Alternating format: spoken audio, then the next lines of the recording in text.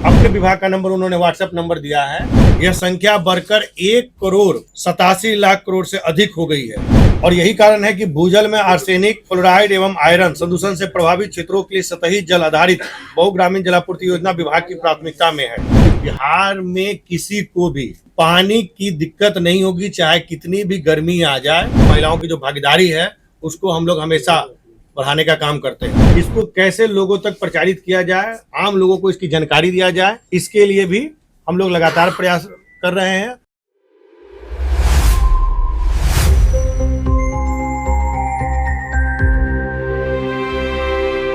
राज्य सरकार के द्वारा वर्ष 2015 में प्रत्येक ग्रामीण परिवार तक नल के माध्यम से शुद्ध पेयजल का जो हमारे माननीय मुख्यमंत्री जी का सपना रहा है,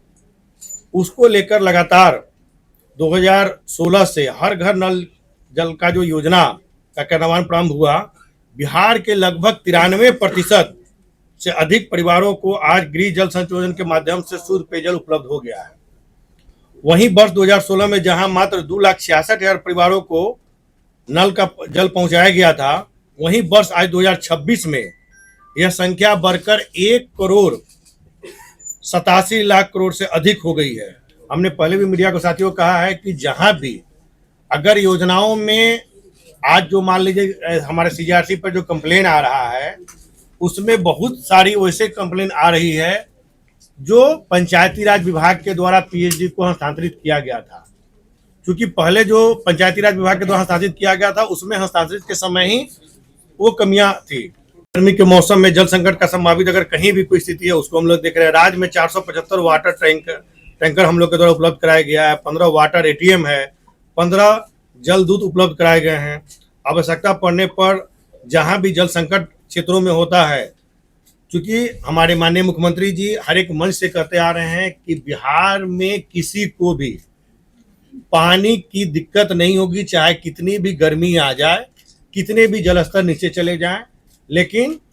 हम लोग पानी की असुविधा कहीं नहीं होने देंगे। और लगातार हमारे विभाग के पदाधिकारियों के द्वारा यह प्रयास किया जाता है और हम लोग जब भी समीक्षा बैठक करते हैं उसमें हमारी प्राथमिकता होती है कि पीएचडी कम से कम आम आवाम का ध्यान में रखते हुए कहीं भी किसी को पानी की किल्लत नहीं हो, कहीं भी पानी के बिना किसी को दिक्कत नहीं हो, इसका ध्यान रखते हैं हम लोग। और यही कारण है कि लगातार हम लोग जहाँ भी अगर पानी का अगर कोई कमी का अगर शिकायत आती है, हम लोग वहाँ पर वाटर टैंकर भेज कर ही, लेकिन पानी के बिना किसी को दिक्कत नहीं होने देते हैं। ग्रामीण क्षेत्रों में जो भी चापाकल की मरम्मति के लिए हमारा वर्ष 2025-26 में 1,13,00,000 से अधिक चापाकलों की मरम्मति की गई थी। हर घर नल जल का जो योजना का सामाजिक एवं आर्थिक प्रभाव, महिलाओं का सशक्तिकरण, बाहर से पानी लाने से मुक्ति, घर में शुद्ध पेयजल उपलब्ध, समय एवं श्रम की बचत, सामाजिक गरिमा और स्वास्थ्य में सुधार, रोजगार सृजन, वार्ड स्तर पर योजनाओं के निर्माण से 2 लाख से अधिक लोगों को स्थानीय स्तर पर, ग्राम स्तर पर रोजगार देना, गांव की महिलाओं में पंप ऑपरेटर के रूप में जलापूर्ति योजना के रखरखाव में अपना महत्वपूर्ण भूमिका निभाना, जो हमारे माननीय मुख्यमंत्री जी का और हमारे प्रधानमंत्री जी का जो महिला सशक्तिकरण का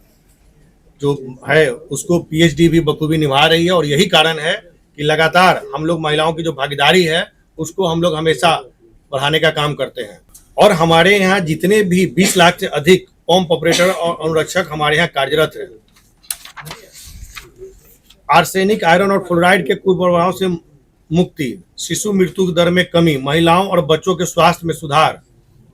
यह हमारे पानी की गुणवत्ता का विशेष रूप से हम लोग ध्यान रखते हैं। और यही कारण है कि बिहार का आर्थिक सर्वेक्षण 2025 के आंकड़ों के अनुसार डायरिया, टाइफाइड एवं वायरल हेपेटाइटिस के मामलों में उल्लेखनीय कमी आई है।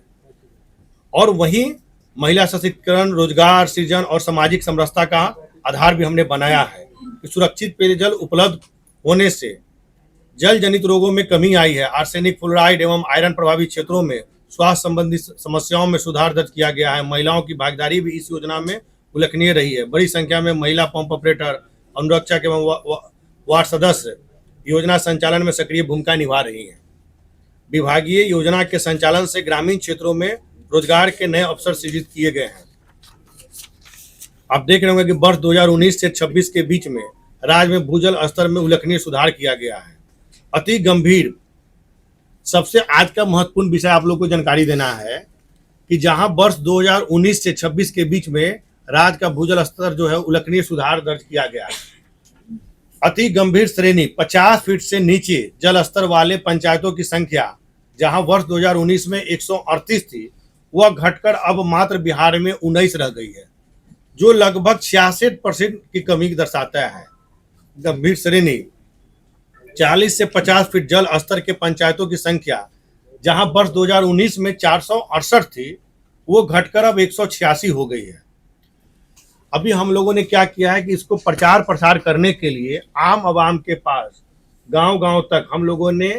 हर एक दृष्टिकोण से इसको कैसे लोगों तक प्रचारित किया जाए, आम लोगों को इसकी जानकारी दिया जाए, इसके लिए भी हम लोग लगातार प्रयास कर रहे हैं। और इसमें सबसे बड़ा योगदान अगर है तो हमारे माननीय मुख्यमंत्री के द्वारा जो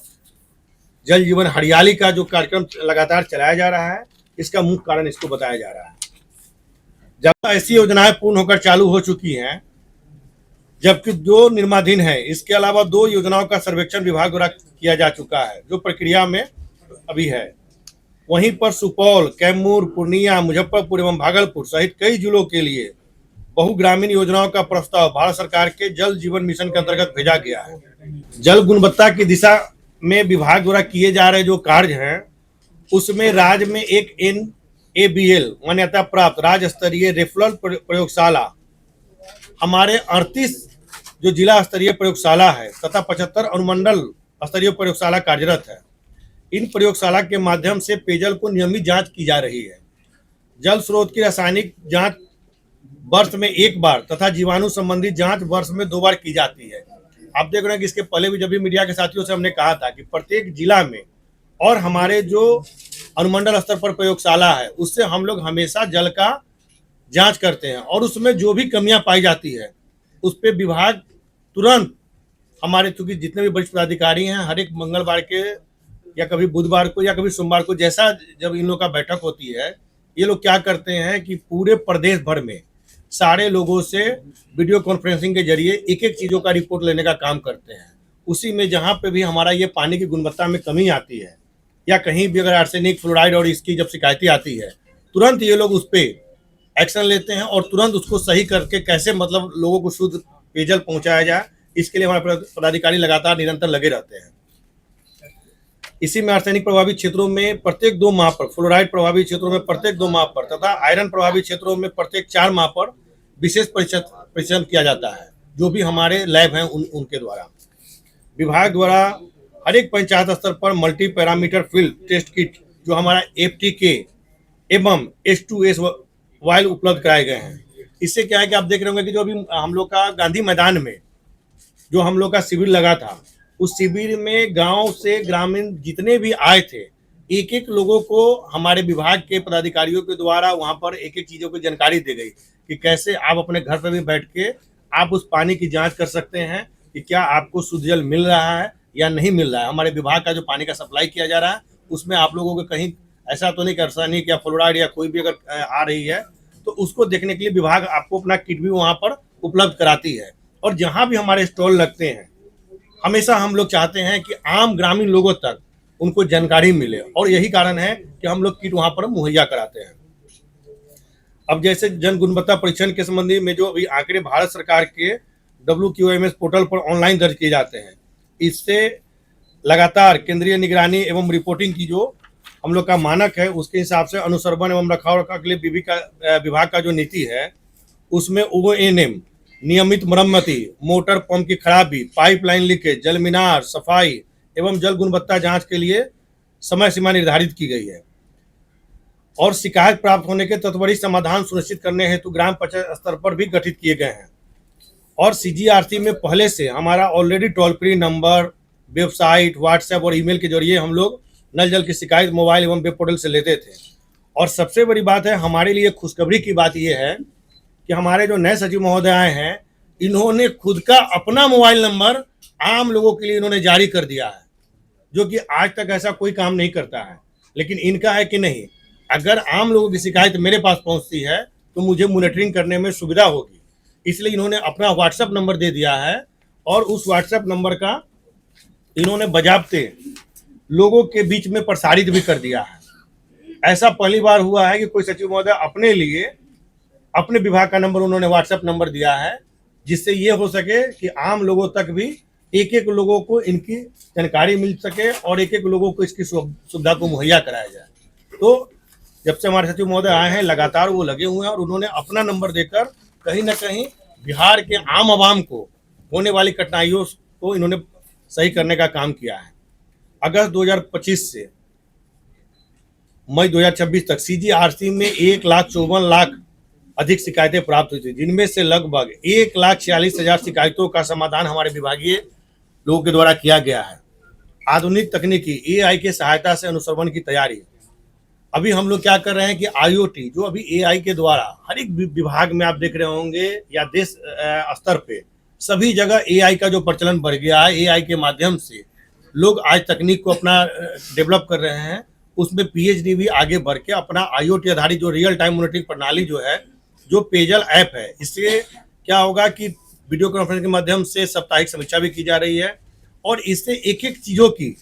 हम लोग बैठ के अपनी मॉनिटरिंग खुद अपने मुख्यालय के द्वारा कर सकते हैं।